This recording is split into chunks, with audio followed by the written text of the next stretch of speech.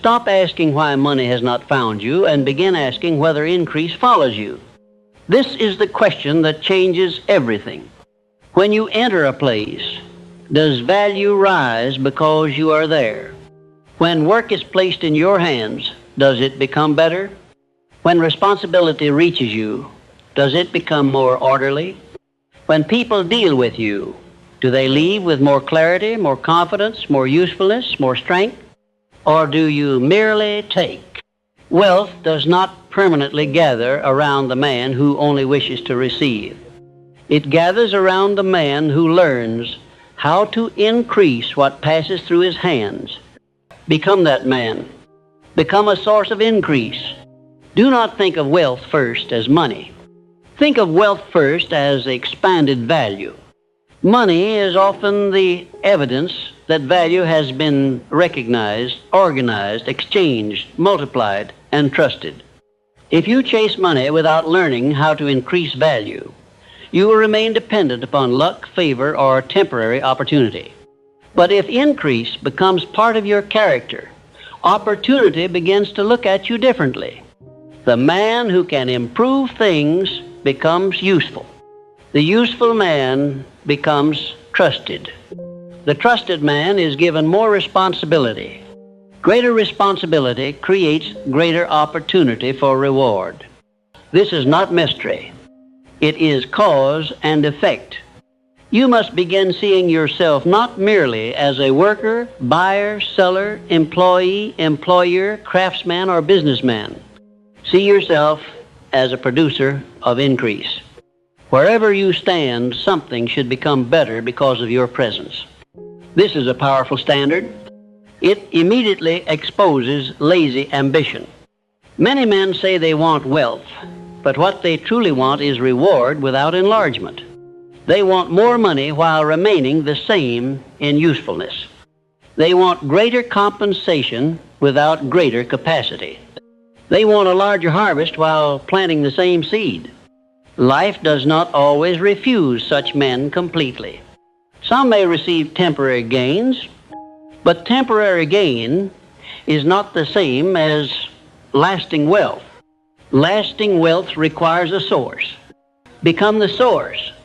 If your income depends entirely upon someone noticing you, choosing you, rescuing you, promoting you, or giving you permission, then your position is fragile.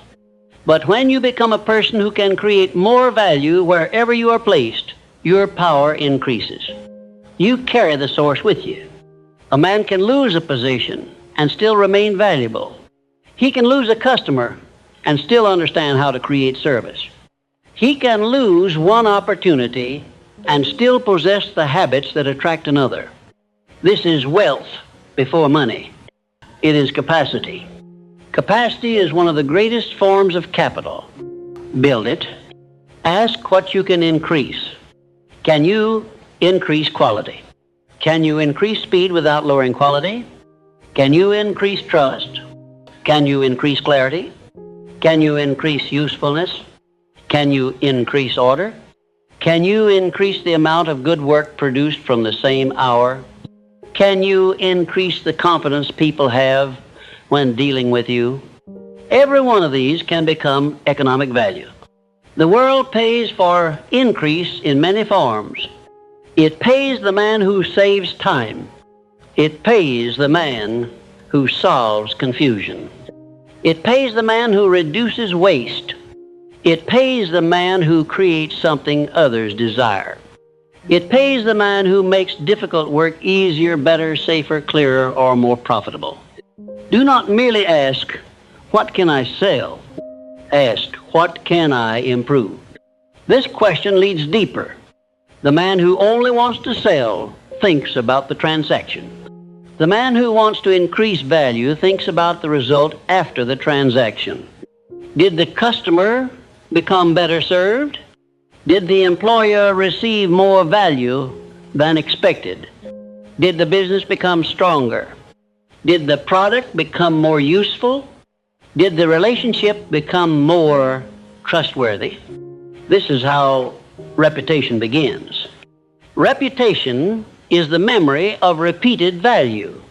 If people repeatedly discover that dealing with you improves something, your name begins carrying weight. That weight is capital. Protect it. Do not make the mistake of believing wealth begins only when a large opportunity arrives. Wealth begins in the way you handle small value. The small task, the small sum, the small customer, the small responsibility. If you bring increase there, you are practicing the law that will govern larger things. A man who waits for a large stage before becoming useful may never be trusted with one. Become useful now. Do not say, "This work is beneath me." Ask whether your performance is beneath your own standard. That is the better question. A small assignment completed with intelligence can become evidence of larger capacity. A small responsibility improved can become a recommendation without words. A minor problem solved well can reveal a major ability. The world is always watching for useful people, though not always consciously. People remember ease. They remember reliability. They remember the person who made the burden lighter and the result better. Become memorable for increase. This does not require noise. It requires consistency. The man who creates value once may be called fortunate. The man who creates value repeatedly becomes sought after. Repetition turns ability into reputation, and reputation opens doors that raw ambition cannot. Your first task, then, is to stop asking how much you are being paid and begin examining how much value you are becoming capable of creating. This does not mean accepting unfair treatment forever. It means understanding sequence. Increase value. Make value visible. Build evidence. Strengthen reputation. Then negotiate from substance.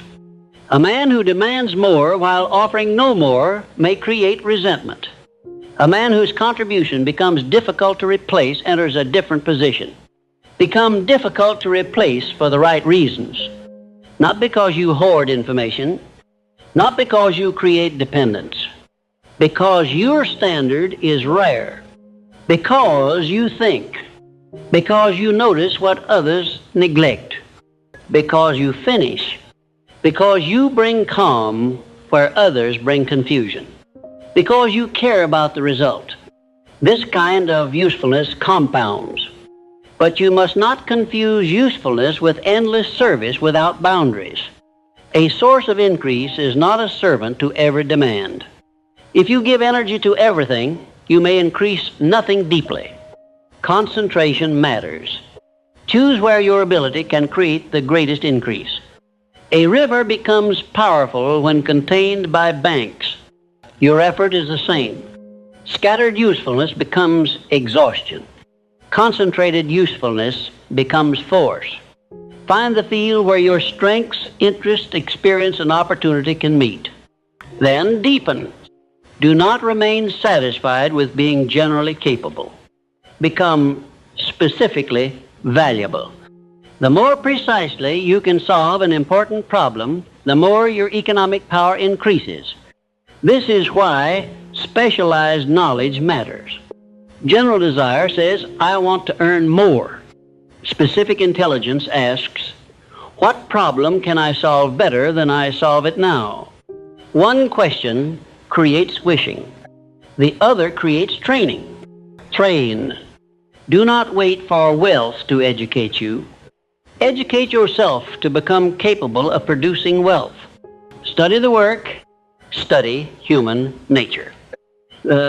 Study value.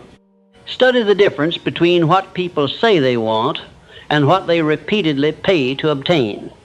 Study where time is wasted. Study where frustration exists. Study where quality is poor. Every frustration may contain opportunity. Every inefficiency may contain opportunity. Every repeated complaint may be pointing toward a service that has not yet been improved. But do not become greedy in your observation. Greed sees people only as pockets. Service sees people as needs. The service-minded man often becomes wealthier because he understands that wealth grows where real problems are solved. Find the problem. Increase the solution. Then let the reward become an exchange of value. This is honorable wealth. You do not need to feel ashamed of being paid well for creating genuine increase. If your work saves another man time, improves his condition, increases his income, reduces his risk, strengthens his business, or gives him something he truly values, compensation is not theft. It is exchange. But the exchange must remain real. Do not build your wealth upon deception. Deception creates temporary gain and permanent weakness. A dishonest man may get money, but he does not become a source of increase. He becomes a source of distrust, and distrust is economic poison. Trust moves money. People invest where they trust. They buy where they trust. They recommend where they trust. They return where they trust. Build trust carefully. Do what you say. Say what you mean. Do not promise what you cannot deliver merely to secure the transaction. A smaller, honest promise fulfilled is worth more than a magnificent promise broken. Trust compounds quietly. At first, you may not see the financial value of it. Later, you will. The man known for honesty receives opportunities that are never publicly advertised. He is invited into rooms because people know his word has weight. He is given responsibility because others do not fear what will happen when they are absent. Become that man. Money follows many visible abilities, but it also follows invisible qualities: reliability, judgment, restraint, confidentiality, patience. These qualities create economic value because they reduce uncertainty. The person who reduces uncertainty becomes valuable. Think about this. If people must constantly check your work, correct your promises, remind you of commitments, or wonder whether you will finish, you create cost. Even if you are talented, talent without reliability becomes expensive. Do not become expensive to trust. Become easy to trust. This will separate you from many people. The world is full of ambition. It is less full of dependable increase. You may have seen people with less natural ability advance farther because they became dependable. This is not always injustice. Dependability multiplies usefulness. A brilliant man who cannot be trusted with completion is weaker economically than a capable man who consistently delivers. Therefore, improve your ability, but also improve your reliability. The combination is powerful. This is how you begin becoming a source of increase rather than a seeker of reward. The seeker asks, "What can I get?" The source asks, "What can I produce?" The seeker waits for opportunity. The source prepares capacity. The seeker sees money as the beginning. The source sees money as one consequence of useful causes. Change your orientation. Walk into your work tomorrow with one question: how can I leave this better than I found it? Then answer it. Perhaps the increase is small. Create it anyway. Improve the process. Organize the confusion. Notice the error before it becomes expensive. Help someone understand what was unclear. Do something that reduces friction. Do not wait to be commanded in every detail. Initiative is one of the great marks of a source of increase. The man who always waits to be told what to do remains dependent upon someone else's vision. The man who learns to see useful work develops independence. But initiative must be intelligent. Do not create chaos merely to appear active. Observe first. Understand. Then improve. This is mature initiative. A foolish man changes everything because he wants credit. A wise man changes what needs changing because he wants increase. Do not confuse novelty with improvement. Something new is not always better. Increase must be measured by a result. Did the change create more value? Did it make the work stronger? Did it make the process more reliable? This discipline protects you from vanity. A source of increase is not addicted to being original. He is committed to being useful. Sometimes usefulness requires invention.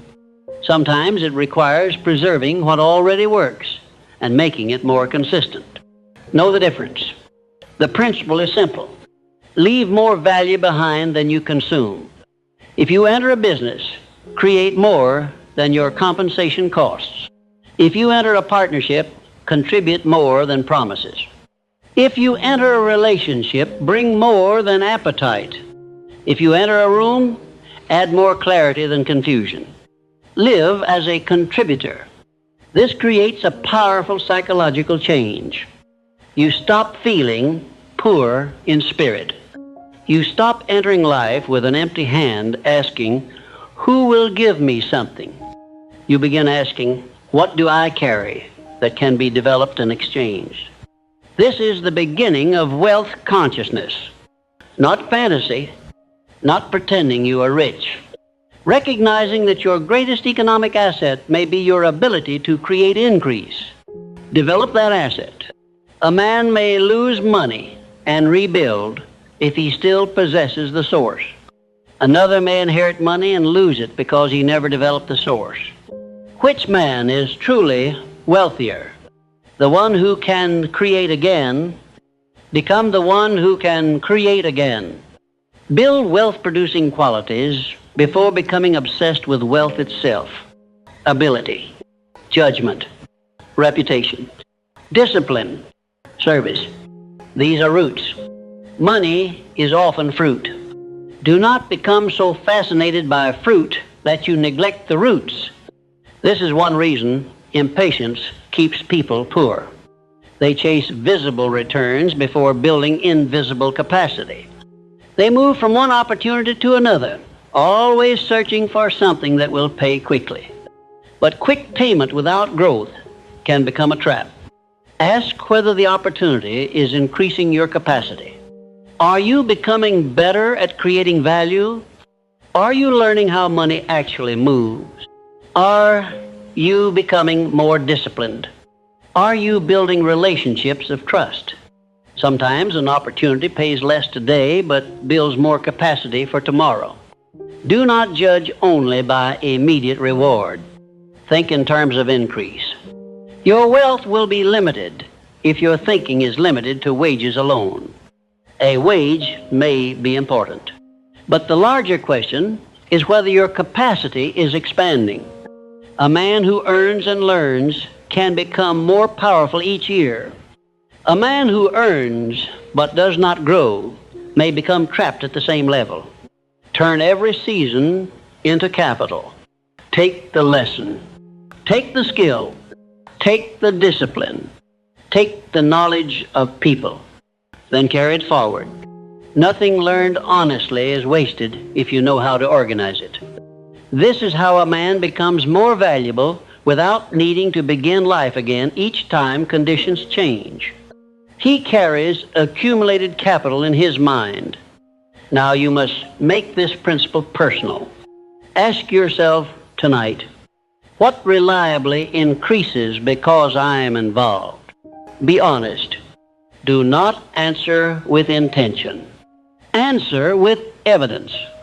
If you cannot identify much yet, do not feel insulted. Feel challenged.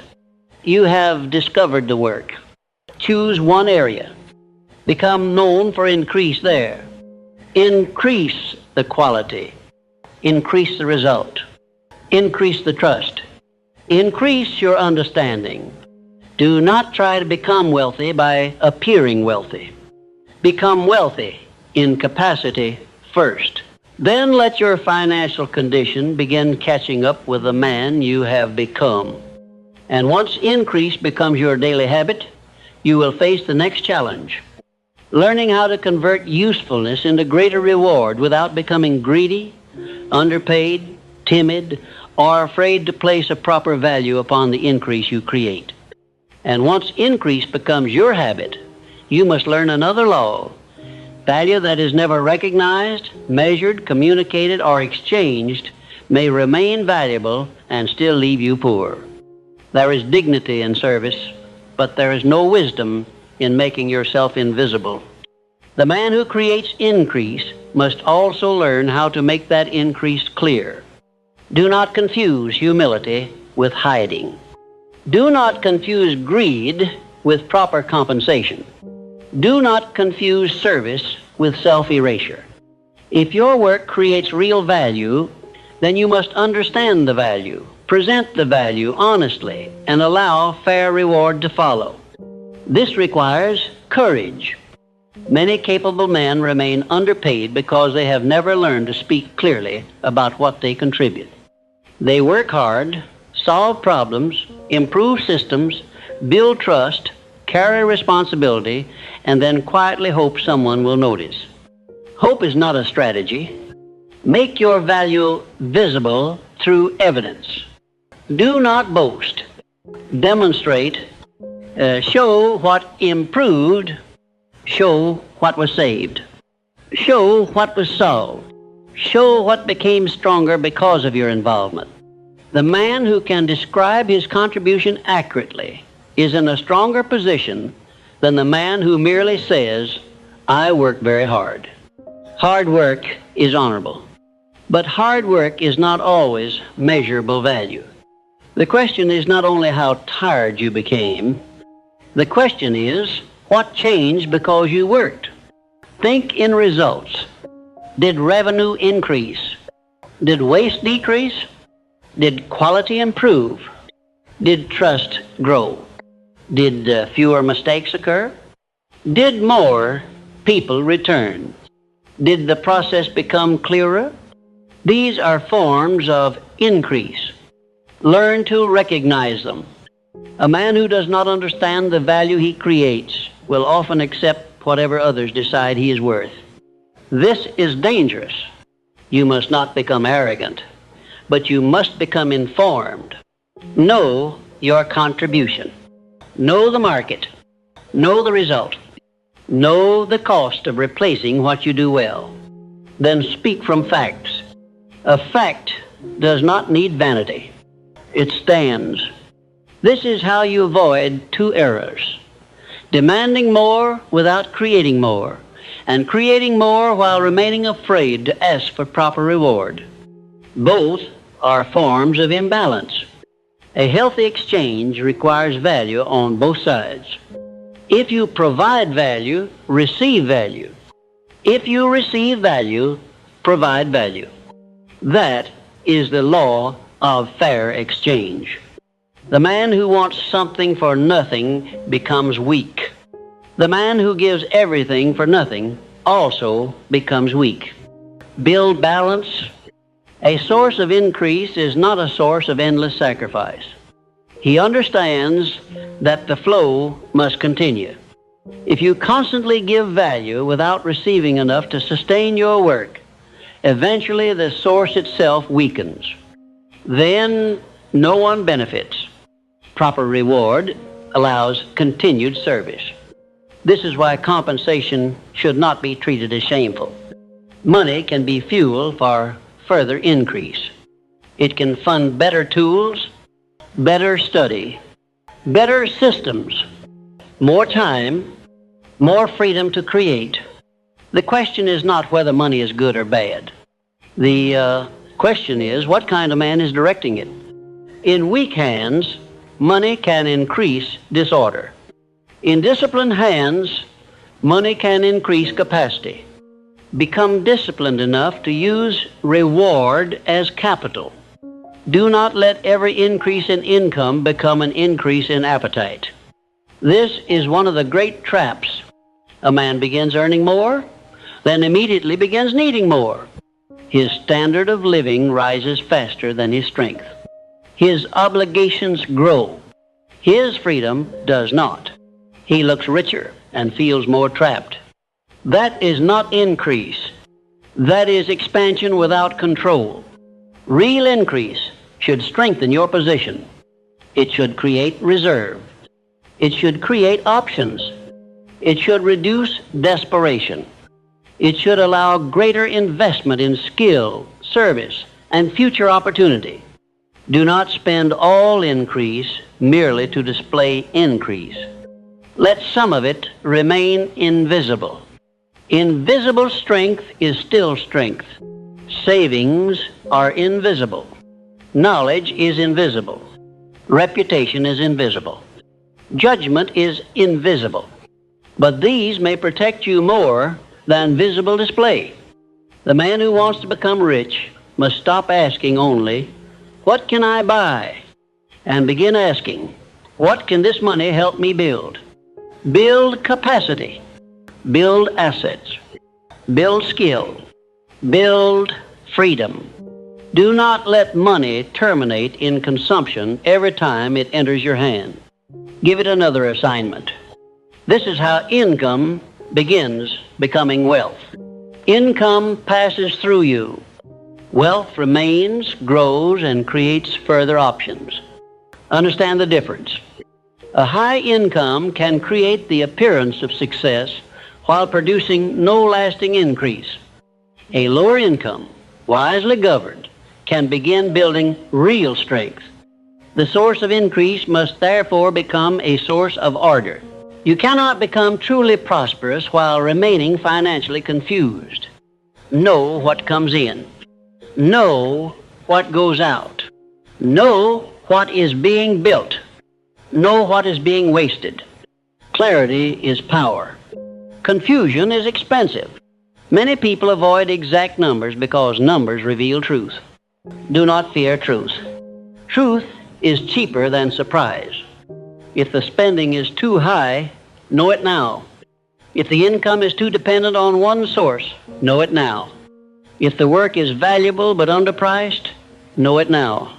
If the business is busy but not profitable, know it now. Accurate thinking protects increase. A man who refuses to measure often mistakes motion for growth. Do not do this. Measure what matters. Not everything. What matters. Measure income. Measure profit. Measure time spent. Measure results.